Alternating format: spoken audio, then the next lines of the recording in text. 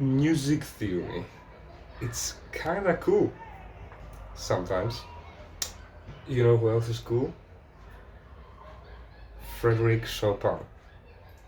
Today we are doing a theoretical analysis of his Nocturne number 13. It's the popular one, the one in C minor. It's the great one. It's probably the best one, if we're being honest with ourselves.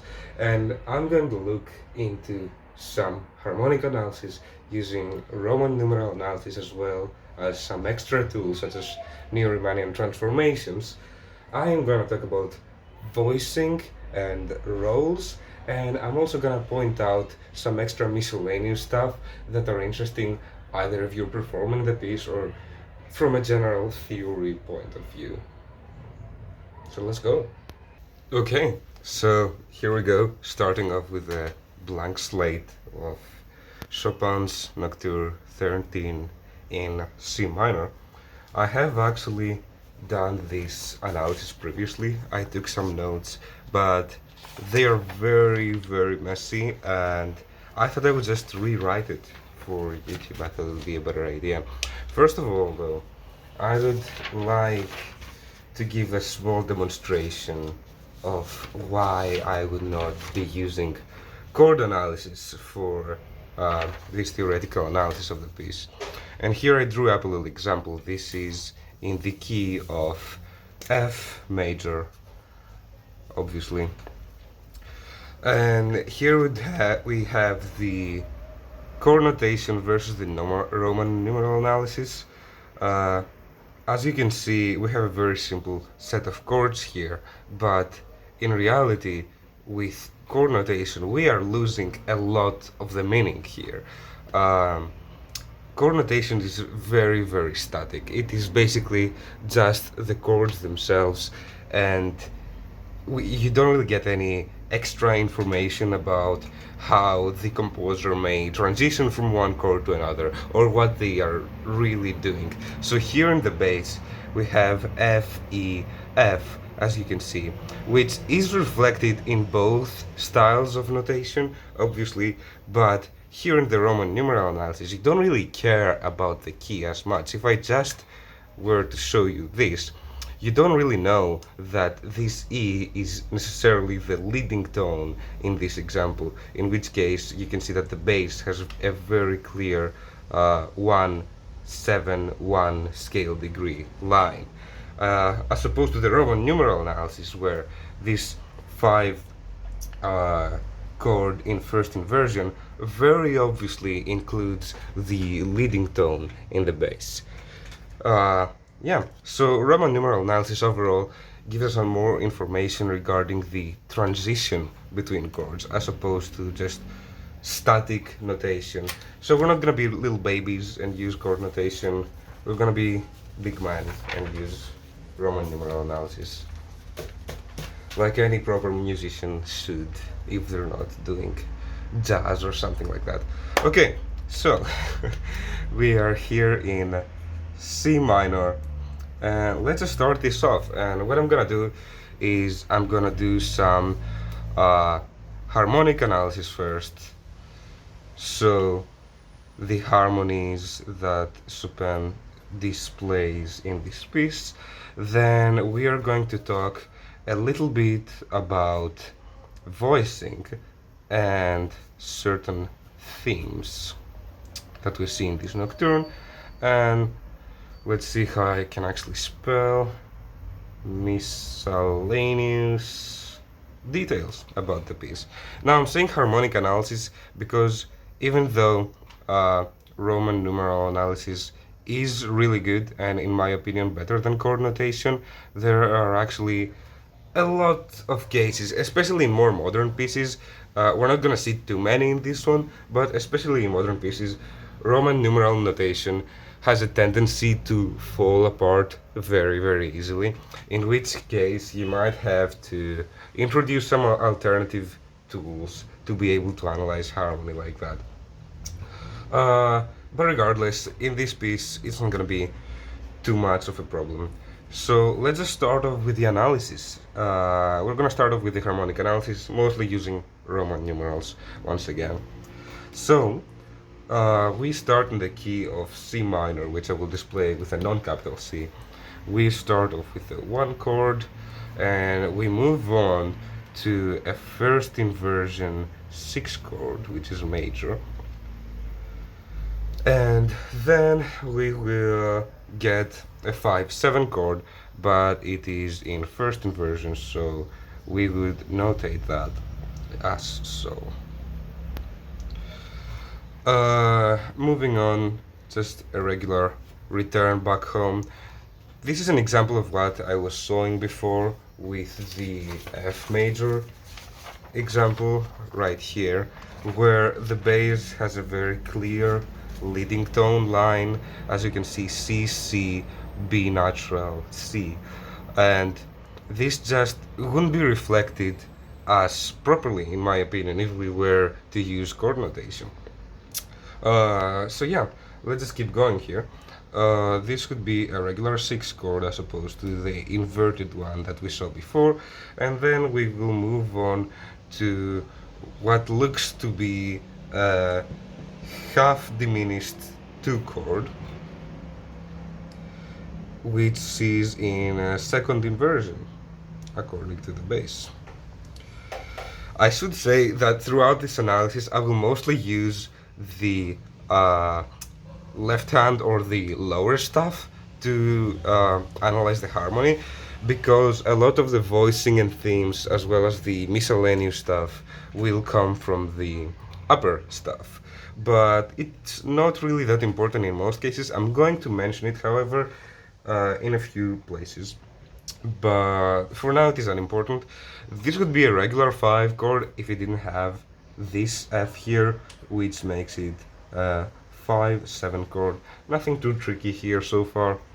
Overall, this part of the piece, part A, section A, some would call it, is really not that hard, especially compared to section B in terms of harmonic analysis.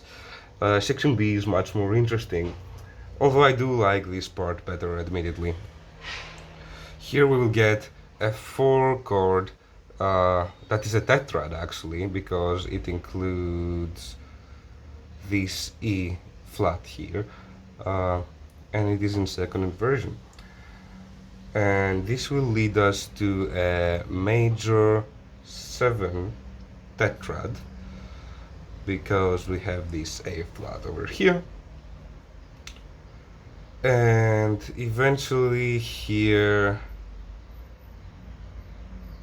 we will reach, what is this chord? Let's think.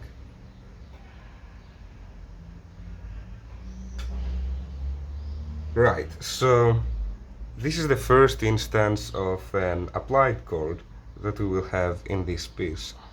In order to think this through properly, we have to think that here we are kind of getting into G minor territory. So this would be a minor 5-6-4 chord, so a minor 5 chord in second inversion in the key of C minor still. And I'm gonna box this to show that this chord can work in both keys, and we're gonna continue the rest of the analysis in 6 minor here.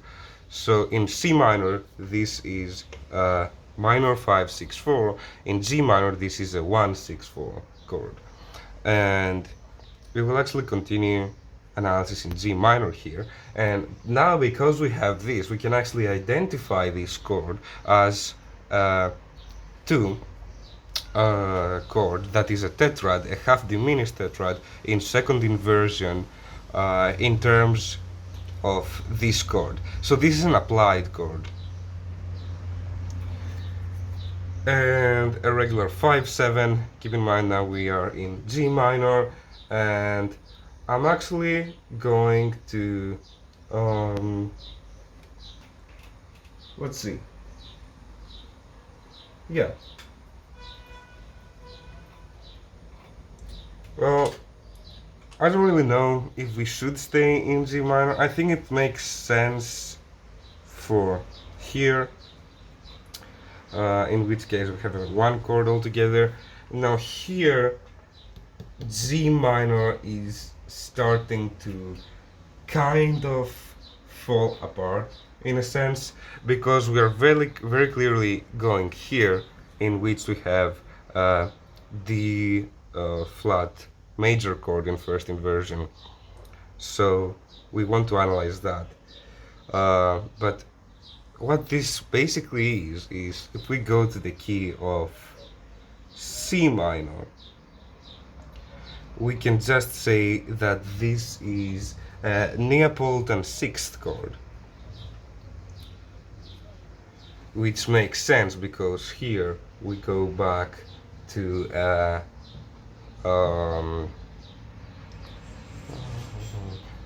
this would be a sixth chord in first inversion, in C minor that is, and another Neapolitan 6 here, and eventually we go back to a 5, 6, 5. This is in C minor. All this stuff in C minor. Here I indicate a key change, and essentially what this is, it is a 5-7 chord with the 7th note in the bass. So it is a 5-4-2 for this Neapolitan chord. So 5-4-2 if we are thinking in D flat major.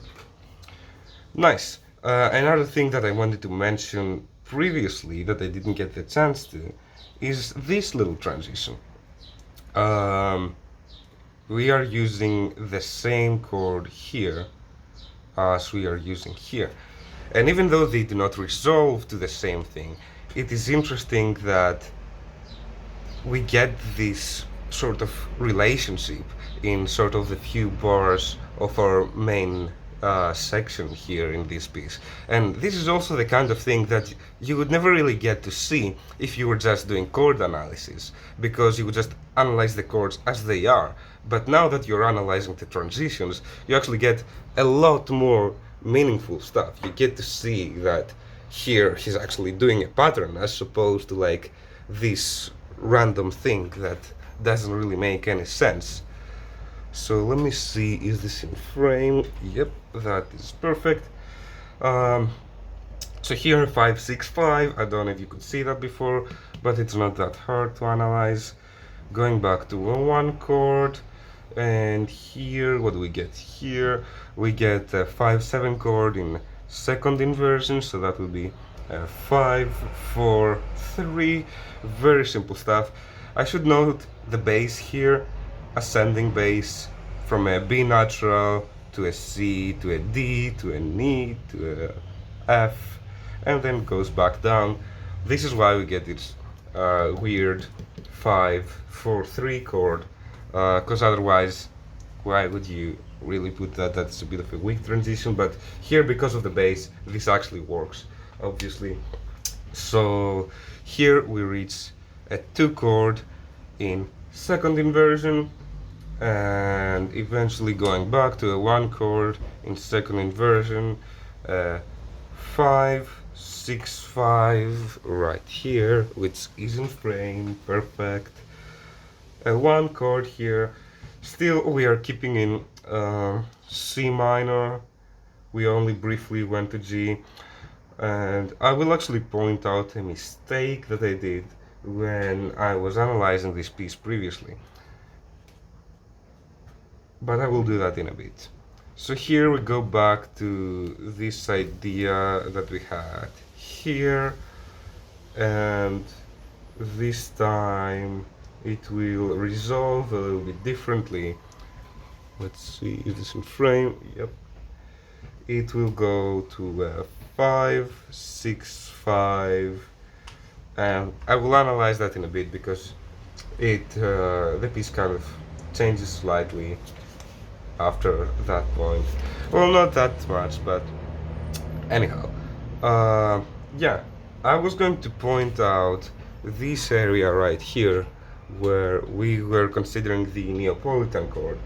Um, so when I was first doing this analysis, I got this very messy analysis here, where I would go from uh, G minor to D flat major, which are very distant keys, and I would also try to relate. I would try to do this box chord that we did before, where this would be a 7 chord, fully diminished 7th chord that is a tetrad but with a flat 3 in G minor. And when you start to get things like that, you know that you're probably doing something wrong, right? And I knew that this was a Neapolitan in C minor just because of pattern recognition, essentially, for C minor, but I didn't think to represent this as an applied chord in C minor because I was so fixated on this being in G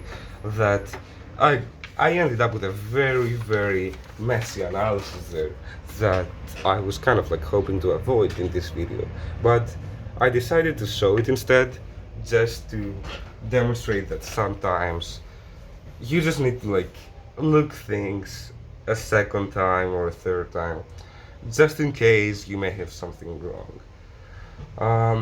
Anyhow, this chord doesn't make sense. It has an E natural that is completely contrasting to the lowered scale degree 3 that we would normally have in C minor. So, the only thing that makes sense is that this chord is an applied chord for the next chord. Excellent. So the next chord is a 4 tetrad, a 4/7 chord. We have seen this chord before. It is not really that special, but that makes this really easily identifiable as a 5/7 of 4. Perfect. So now I think it is time that we switch to the next page.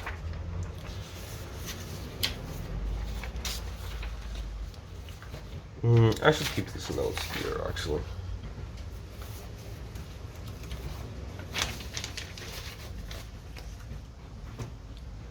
Cool.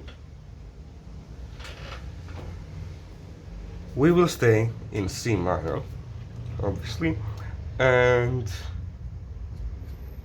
now things are starting to repeat a bit here. They are not really that painfully interesting. So, here we have a bit of an interesting case for a chord. In the context of C minor, this is a 3/7 chord. Just because it has this D over here that doesn't really make all that much sense. But let's try to sort of analyze the next chord and see what's up with that. So the next chord is this one over here. It doesn't have, it's missing this very crucial detail here, so we don't really know what this note would be. So we have an A flat, a C, and a G, but we are missing either an F or an E. In the case where this is an E, this is a 6/7 chord. And in that case, this chord actually starts to make a lot of sense as the 5/7 of this.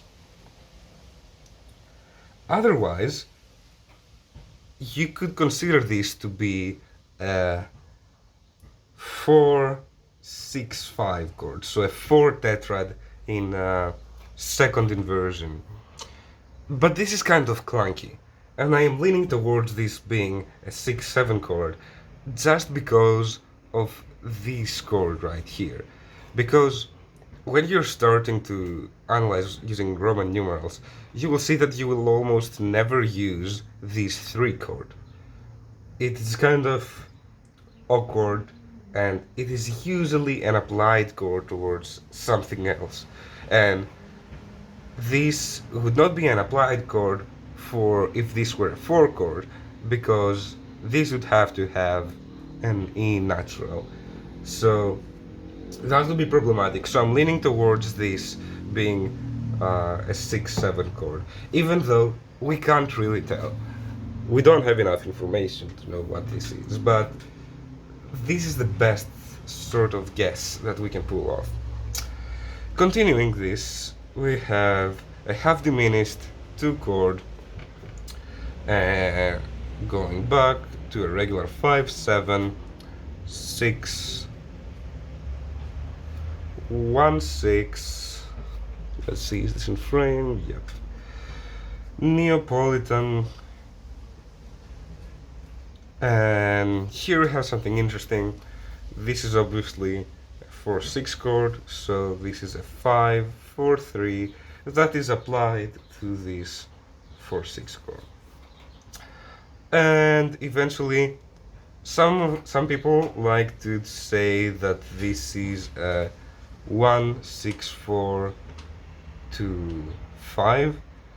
But after a class that I took on this stuff, I prefer to write this as a suspension on the 5 chord, just because it shows that transition a little bit better. So this would look something like that. And finally, here we reach actually a pretty interesting point. This is section B. Let me box that in. And I will label this as a 1 chord. Now, do you really need to label this as a 1? Not really. The only sort of information that you have about this chord is C. You have C here, you have C here, and you have C here. So, and you have a rest here, so you don't really have any in-between notes for the chord. So you can't really know what it is. Some people could go, hey, we can take this and we can call it sort of a 5/7 that would eventually lead to F major or F minor, but it doesn't lead to F. Instead, we switch to the key of C major here. So basically, I'm just going to go off of this leading tone here, which is simply, this is sort of a classic way to end a section or even end an entire piece sometimes. This 5/6/4 to 5/5/3 suspension to a 1.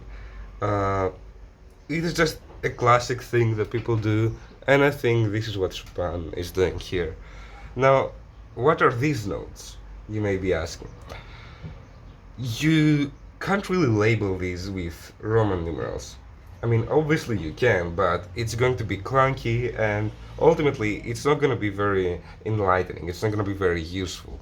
So basically, the only thing that we really need to know about these is that they are descending minor thirds. And the only context that we really need here is that they end up on this minor third, which very clearly puts us into the context of, oh, this is now C major instead of C minor. So that's all we really need to know about that. And they're chromatically descending, I should say. They're just chromatically descending until they reach this. In which case, we are at the major 1 chord, followed by a 5/7 and a 1 throughout this entire measure.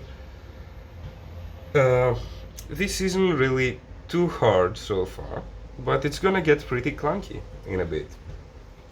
Here we have a 6 chord, this is a 1, obviously, 6 chord throughout here, and now we have not that interesting applied chord, just a 5/7 of 7, 575, sorry.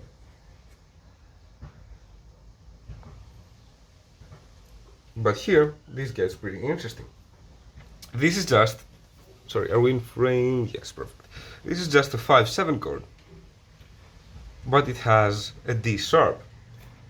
So this is a very interesting case of just sometimes you can add an accidental to the fifth of the chord to sort of give more emphasis, more drive to that transition, which is going to go, in this case, back to one chord. It is like a pseudo leading tone, essentially. We have the leading tone of the B, which in this case does not actually resolve to the C, but we have the pseudo leading tone of the D sharp, which does resolve to an E, which is good. It drives the piece forward, it gives us more emphasis. So here, as you can see, all of our notes down here, they are a C, so we can say that this is a tonic pedal, C, and this is just a 5/7 over scale degree 1, and then a 1 chord, 5/7 over 1 again, another 1, and another 1, and a 6, and now you actually get the 3 chord. But in this case, here we have a 1 chord. So I'm actually going to leave this 3 chord as is, because the analysis here actually matches the sound quite well. This chord sounds as awkward as this analysis looks here, but we're not here to second guess Chopin. He clearly knows what he's doing. We don't really have to criticize anything. So over here though, I originally labeled this as so. I labeled this as a major 3 chord, which is not incorrect by any means, but it would be more useful, in my opinion, to call this a major 5 of the minor 6. So the 5 of A minor in this case.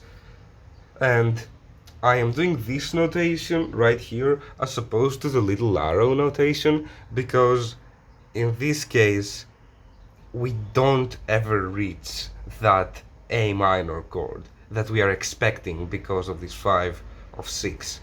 But we never really reach that 5 of 6, so you can't really use the arrow, but it's still very obviously that chord. And in fact, with this 2/6/5 chord right here, you do get the A.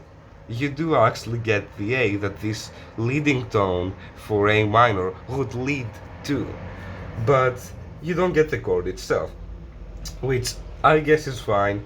Overall, this E major chord that we're getting throughout this B section, I do consider it a bit awkward, but what can you really do? It's a B section, it's not meant to be that important. So let's go here now. Regular 4 chord, 1/6, and here we are going to do something pretty interesting, actually. We know that we are eventually going to end up here, which is a 5 for C major and a 1 for G major. I am referring to this chord right here. I made it a bit unclear here, but it's this chord that I am referring to. So, what are these? Well, let's see. I am going to take both of these chords Give me a second, actually. Yes, you could switch to G major right here, because this is in G major. This is a why am I blanking? This is a 4/6 chord. Yes, okay, my analysis was a little clunky in my notes here, but it's gonna be fine. Yeah, so let's actually switch keys here. Uh, so this next chord would be half diminished second chord in second inversion here. Let me put this into frame a little better. Followed by 5/7, and here this is getting a little clunky, but let's just notate it anyways. This is a 5, 4, 3, and this is 5, 6, 5, and this is actually once again a 5, 6, 5, but actually let me write it here, get some extra space. 5, 6, 5 with a sharp 5,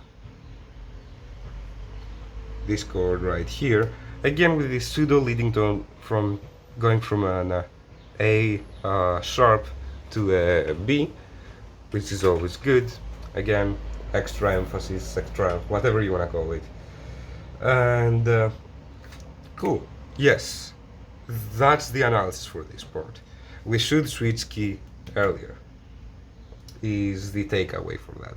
But here we are actually going to scratch C major altogether. We're gonna stay in G major. We're gonna call this a 5/6. That's what it is, obviously. So let's see. Yes, I think this is good. Knowing this piece, it's going to get a 1 chord after this measure. So this measure is going to be a 1 chord, I should say a 1 chord in C major again, right? So going off of that, I will show you that measure later when we actually get to it, and we are actually going to notate it again, but let's see. So this is a 5/7. It's useful sometimes to go upside down when doing your analysis, because I don't know, sometimes it just helps in trying to figure out stuff that normally you wouldn't be able to if you don't know where this piece is actually going, right? So this chord is very clearly a 5/4/3 of this E major chord. So what should we call that is the real question.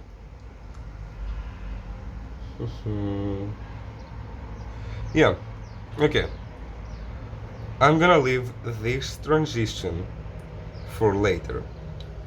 But for now, this is once again, we will be in C major here. In fact, we will start being in C major here. Cool. So here we are in C major. Once again, we called that 5/6 in C major. And this is obviously 5/4/3 with a flat 5 because of this F natural here of this not very nice chord, but it's fine. Now here we are just going to the parallel minor, essentially from E major to E minor. So what's the deal with that? This is kind of where Roman numeral analysis is starting to fall apart a bit. So in order to try to combat this, we are going to use a tool that is called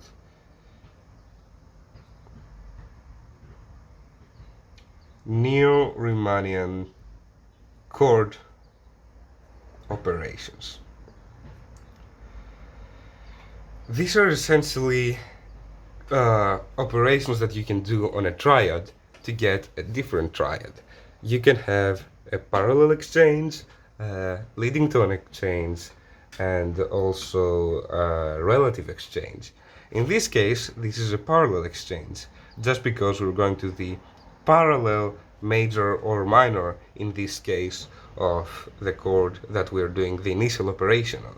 So we have an E major chord going to an E minor chord, and that is basically this transition. That is what this P here is trying to describe.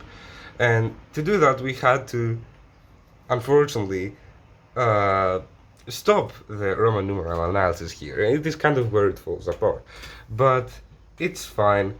If you want to notate this as an E major to an E minor chord, that is also fine.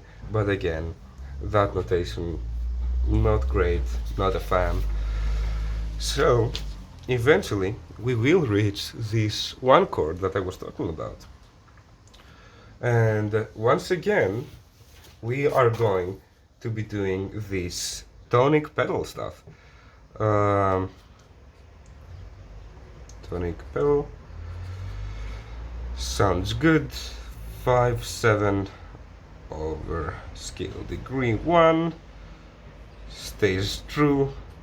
1 1 6 and just a 1 6 4, honestly, and we will eventually reach 1 6 4 again. I am not notating all of this. It is just octaves. Don't look too deep into this. It is just a way to eventually get these new chords here. So this is very interesting. Actually, we are going to take the upper stuff into account. This is a one chord with this, and this part is really just a 5/7. So I'm just going to like write it out completely. It's a 1 over a 5/7. Once again, doing this tonic pedal idea, and this is just a regular 5/7 here. Same as here, another 5/7. Bunch of chords, or sorry, bunch of octaves, going to a 1, going to a 4, another bunch of octaves. Somewhere here we go from C major to C minor here. So eventually you go to the relative minor here, thanks to this lowered scale degree 3.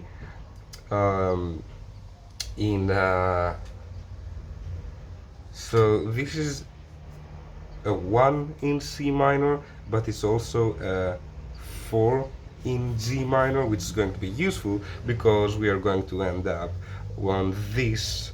Here I'm notating in G minor.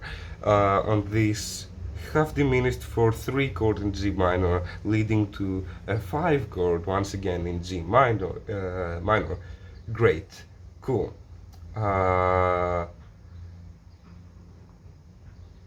Eventually, you will see here that we actually go to G major, and let's see what I have here. So you will go to the relative major somewhere here, right? This is your transition to the relative major, just as previously this was your transition to the relative minor. So here you have a 1, and let's see, you also have same pattern, once again same pattern, the kind of stuff that you wouldn't see using regular chord notation, right? Here you have a half diminished 7 chord in its second inversion. Let me just fact check that real quick because I'm not actually trusting myself. No, yeah, that's correct. Cool. So let's call this again what we've been calling it, which is the 5 of 6. I am now notating in C major, in which case this is 5 7. Is the 5 7? No, completely wrong. 5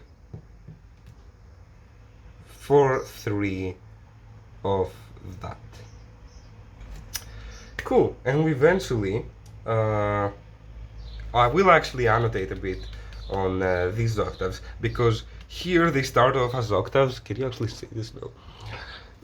They start off as octaves, but somewhere here you start to get this idea that we're doing a 5 chord, and originally this is a 5 chord with an octave. That octave stays true throughout. Here you get the 7th thanks to the F natural, and here you get the 3 thanks to the B flat, and that's just to go to the glorious 1 chord over here with the fortissimo.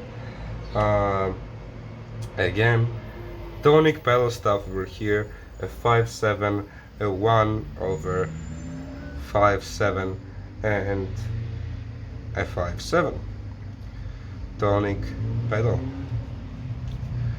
And eventually it is time to go to the next page, and there's not much analysis to do here. It's honestly once again a bunch of octaves, so I'm not gonna annotate any of these. Skipped the entire stuff. This will eventually be 5 of 6 again. For some reason he really liked this chord for this B section. I don't think he usually uses that in other pieces, but that's gonna be fine. And eventually we go to 1 chord here, and importantly, rest, important rest. Why? Because missing scale degree 3. Why are we missing scale degree 3? Because here we are actually going to the relative minor again. It is our switch from C major to C minor, and it is our switch from the B section to, once again, the A section that we had from the beginning. And you will see that during this analysis that indeed this is our A section. We have a ton of similarities here, even in the Roman numeral analysis. It is basically the same chords, just broken up and all sorts of different stuff, right? We'll make sure that you can see this part of the analysis. Yes. Okay, good.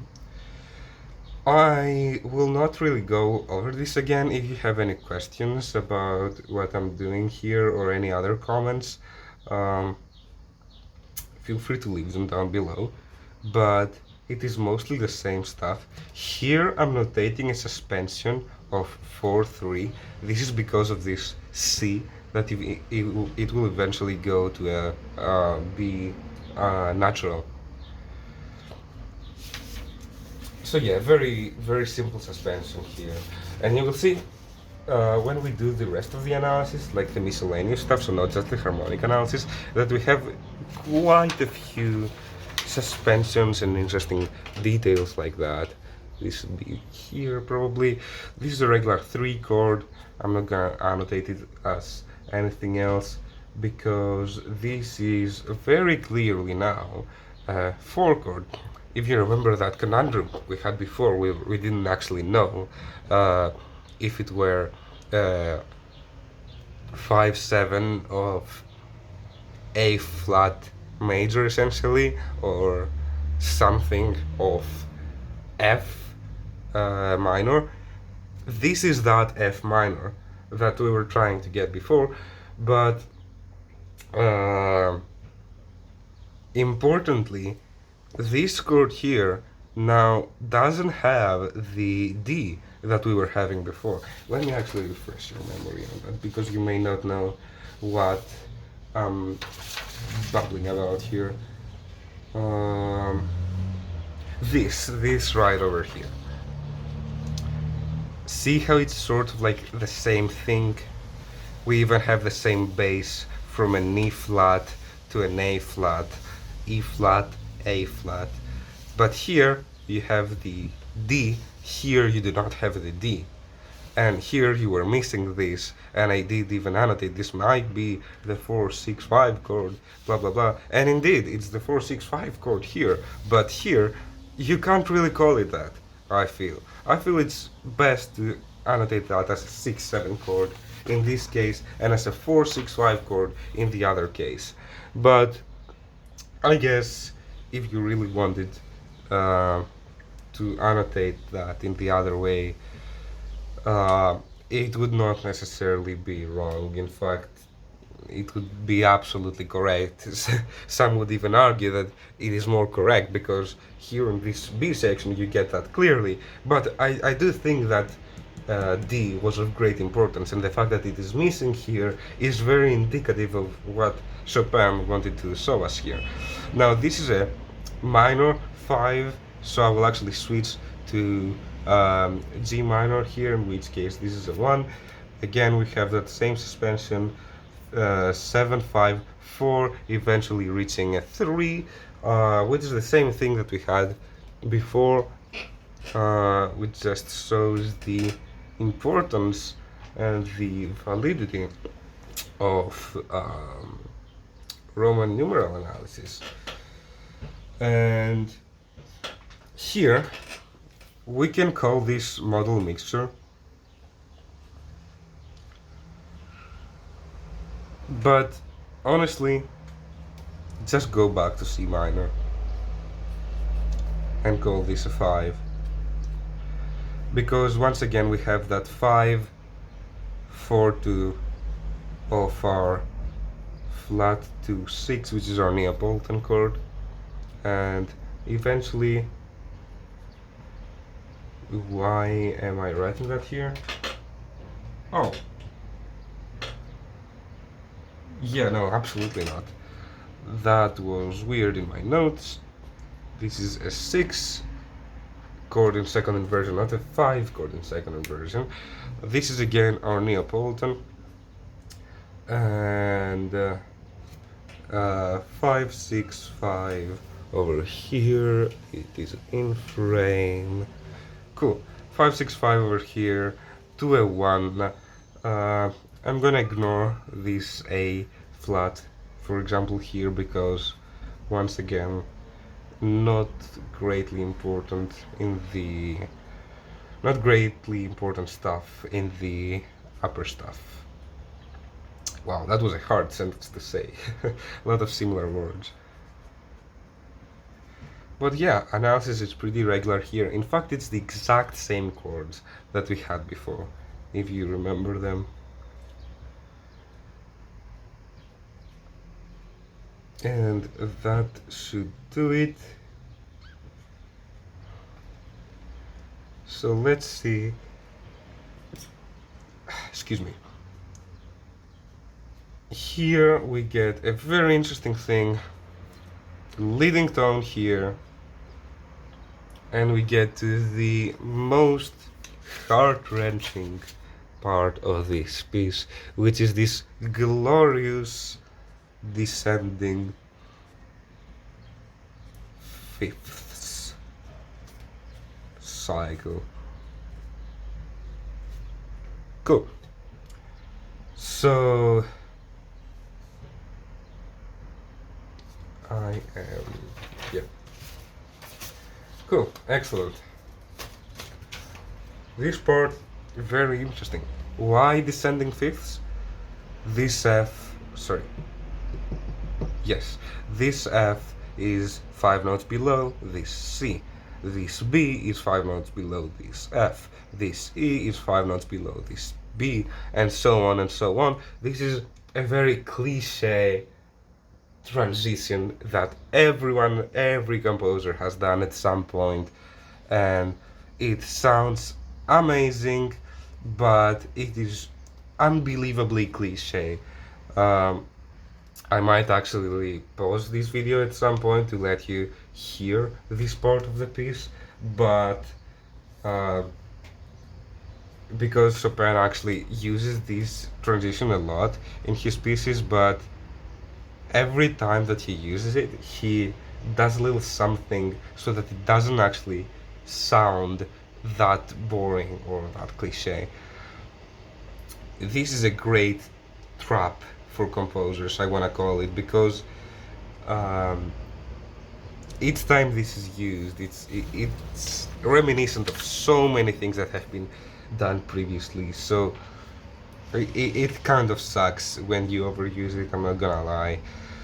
Very interesting wombo combo here of applied chords. We have this 5-7 chord that is applied to each 5-7 chord that is applied to a 6 chord, and this 6 chord will eventually come right over here and followed by a 2 chord, and then the cycle will break here, but I'm gonna annotate that later. First, what I want to say, 5-7, keep thinking that we are in E major here because this is applied, so this is a flat B, B flat, D, F, A flat, but he delays the B with this E flat, and he delays the B with this C. So that's what these suspensions are trying to show. Now, going back over here, this is just 5, 7, 5, 4, 2, 3. This C eventually going to the B natural, and then we will get a 6 chord, very simple stuff honestly, followed by a 1 chord in second inversion and first inversion, followed by very simple stuff here, half diminished 6-5. This is a 5-7 of 4. We don't actually get the 4, but we get something that resembles the 4 greatly, even in the bass, which is that exact same half diminished 2 chord in second inversion, first inversion, which is basically the same chord as the 4 we are expecting, but it has this D, and because otherwise it's simply a 4 chord but with an added D. So here, this last part, nothing extreme, this 1 6 4 to 5 kind of idea, then we get this 5 4 2 of our Neapolitan 6, then a 5-9 because of this A flat, to a 5-7 because the A flat got a little overdone, to this one that basically goes all the way here. And that's the harmonic analysis done. Roman numerals, we used mostly Roman numerals. We used a bit of Neo-Riemannian transformations and lots of applied chords and lots of other fun stuff. We used Neapolitan chords, no predominance such as the German, Italian, or French augmented sixth chords, but overall a very interesting piece. So now I am going to take a little break, and I will see you soon for the second part of this analysis and the third part of this analysis, which is going to be the voicing, the analysis of voicing and themes, and the miscellaneous stuff, which is going to be obviously really short compared to what we just did. But I will see you in a few. Okay, so it is time to analyze voicing and themes for this piece. So, some notes regarding voicing first. Mezza voce, G, G, A, A. Follow that. It's fairly important. G with G here. This is the kind of lines that we need to be paying attention to. Again, here, G matching G at an octave. Here it goes to an E, so it's really just trying to leap towards this A right here, which goes along with this one. It is this kind of stuff that makes the piece more 3D in a sense. Cool. So yeah, apart from that, this page does not have something super important, but I would like to note these ideas here. Leading tone to 1. This should be very snappy. It's basically a transition, F5 to the 1 kind of in G minor. Again, 1 to leading tone. Scale degree 3 to scale degree 4. These are all jumps. They are meant to be very transition-like. It's these like 5 to 1 sort of ideas. This would be in F minor. Again, 7 to 7, sharp 7, the leading tone. And eventually another 5 to 1. And this part is really impactful. You have these sort of, you have this descending motion here actually in the left hand from a B to an A to an A to a G to a G to an F to an F to an E. It's this descending motion that's it actually has a really nice sound when you actually play it like that.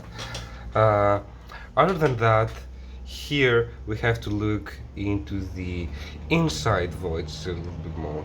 You have this idea, this E, D, E, F, E sort of thing. And you can kind of like see it even here. I would point out this G, F, C, D, C, this C, D, C. Down up down sort of idea. It's trying to mimic this E F E that you got going on here, and it's interesting. You should pay attention to that as well. Now these pseudo leading tones that we have with the G sharps, they are meant to go to these A's, even though we don't get the A minor as we stated before, but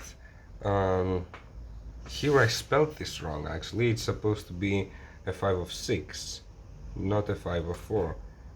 I wonder if I've spelled that wrong elsewhere as well. No, yeah, this is correct over here. You should probably be able to see this, what I'm referring to. Yeah, so these pseudo leading tones, they're interesting to go here. This motion that I was referring to, this C, D, C, imitating this E, F, E, is interesting. And let's see, again, pseudo leading tones, here, A sharp to B, same thing. This New transformation, just try not to make it point out a little too much, because it is, at the end of the day, slightly awkward. Pay attention to this line here. Don't just play the chord and think that you're done with it. Here, very important, D, E, F, E is your theme here. Other than that, this page is kind of simple. Again, pay attention to this part over here where you get 5-8 to 5-7 to 5-3. You slowly get all the notes of the 5-7 chord. Other than that, that should be okay for that page. And here we get to the interesting part where you see these notes that are held longer. They are basically just your theme from the beginning. So really whatever you do, just pay attention to that top line and don't really enunciate the rest of the notes too much. It's just supposed to create tension, agony in a sense. So I'm not gonna circle all of them. It's just interesting. I like this E E G E. I like when I play it, I like to repeat it here. E E G E E. I like that idea, but it's not necessarily mandatory. I have maybe forgotten to show you this part. It's this that I'm referring to. E E G E, which is reflected here. Cool. Yeah. Otherwise, just keep keep everything intact. Just try to accentuate the melody as much as possible and don't pay that much attention to the rest of the stuff. I will say these kind of ideas are also present here, so make sure that you pay attention to those, especially if it's a leap of like an interval of 5, then that is usually of quite a bit of importance. And other than that, it is pretty simple overall. Just keep the main melody always showing. I'm not gonna circle all of these, just keep that in mind that you may have quite a few of these in this piece, and we're gonna talk about suspensions and other stuff like that later. Here I will actually circle all of these because this cycle of fifths really wants you to accentuate that.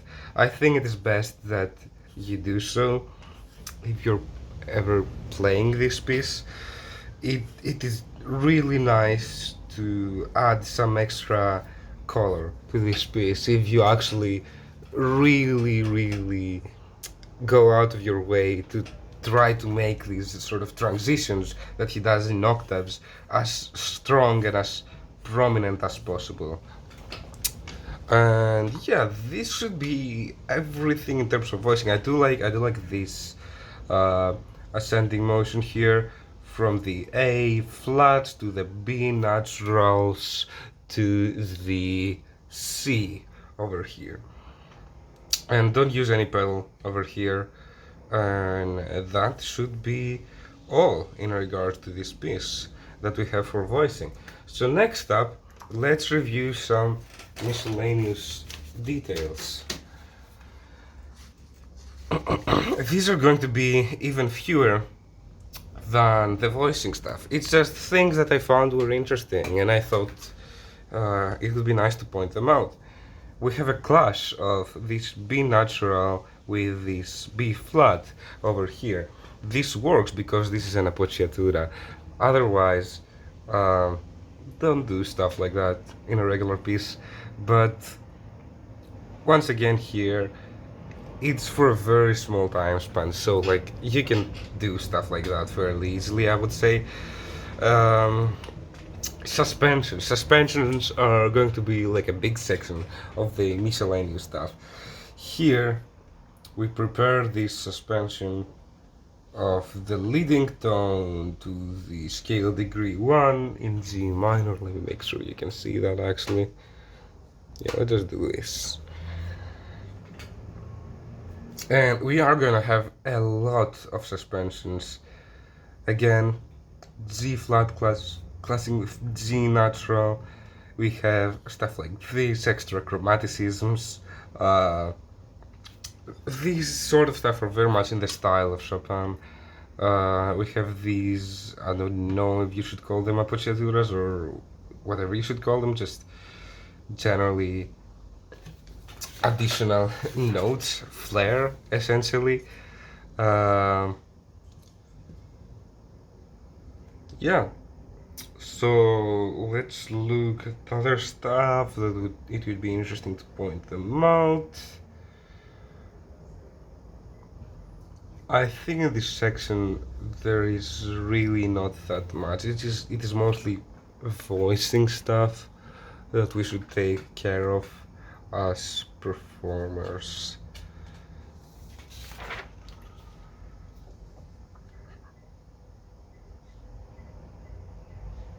Notice the sort of chromatic movements that he makes here.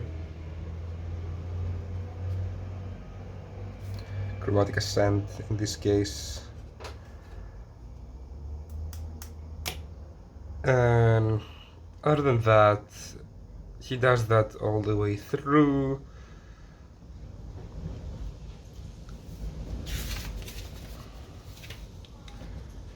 And here, back to section A, we have these same things again, this time in the same hand as well, the B flat with a B, the B natural with a B flat, I should be saying. So let's move on. I think this should be about it, because this, once again, this A section very much repeats whatever was done in the previous A section.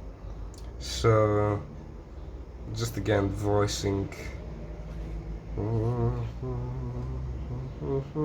Yeah, yeah, yeah. I don't think there's much in regards to miscellaneous stuff that I would like to point out. Again, cycle of fifths, very cliche, but done in a great way by Chopin always. What should we point out about this cycle of fifths? Usually, the way he makes them not sound so cliche is either he makes them really hard to play or really complicated to figure out that it is a cycle of fifths, or simply he does voicing in a way that is so interesting that you don't even really care about the cycle of fifths because the voicing is so good. This is probably a little bit of the voicing case and a little bit of the difficulty case, but it's not one of his best uses of this cycle. There are stuff in his ballads that do this sort of thing much better, and yeah, but overall, this is not a bad use case because of he has built so much tension at this piece by this point that you don't even really care that he's doing something quote unquote cliche. Plus, at his time, this is probably a fairly new discovery. We're not used to listening to this as much as we are today, so it is probably not a bad use case. Other than that, I believe this is about it. I should mention this sort of cadence or half cadence or fake cadence or whatever you like to call this cadence to this 5/4/2 of the Neapolitan sixth. This is a questionable choice. Personally, I don't love it, but it's this sort of idea that I am going to wait as much as possible before I bring you back home to the one chord. I'm going to wait as much as possible before I give you the resolution that you are expecting. And obviously, this is done in a great way here. You even get the C scale degree 1 here at your right hand. that would indicate that, oh, we've reached the end. But the left hand says, no, we have not reached the end. This is not the end yet. Only to get a B flat, sorry, B natural, and then that scale degree 1 again to really drive it home. And by the end, this is simply it. Yeah, so this has been the analysis of this piece. I am going to do an outro later. But yeah, that's it. Thank you for watching this video. It has been a great pleasure to talk for like the past what, 40, maybe 50 minutes or so. I'm not even sure. I don't remember. Yes, I did film the intro together with the outro, and the analysis it's already done. Yeah, I did film it together. Sue me. If you have reached this part of the video, go in the comments section and type Frédéric Chopin. I want you desperately. But that's it. Thank you for watching.